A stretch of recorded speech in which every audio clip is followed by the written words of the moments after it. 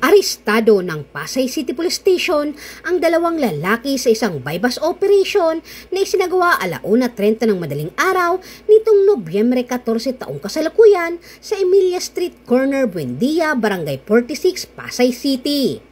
Kinilala ang mga sospek na sina alias Ega, 39 anyos at isang 20 anyos na lalaki na kinilalang sa alias Paul na kapwa sila walang trabaho at tinutukoy bilang bagong street level individual. Nasamsam mula sa kanila ang 6 na sachet ng hinihinalang shabu na may bigat na 4.3 gramo at tinatayang halaga na 29,000 pesos. Isang 500 peso bill na ginamit bilang bypass money at isang Oppo cellphone. Nasa kustudiya na ng pulisya ang mga sospek habang ang mga ebidensya ay isinumiti na sa Southern Police District Forensic Unit para sa pagsusuri. Inihahanda na ang kaso laban sa kanila para sa paglabag sa Section 513 ng Article 2 ng Republic Act 9165 o mas kilala bilang Comprehensive Dangerous Drug Act of 2002.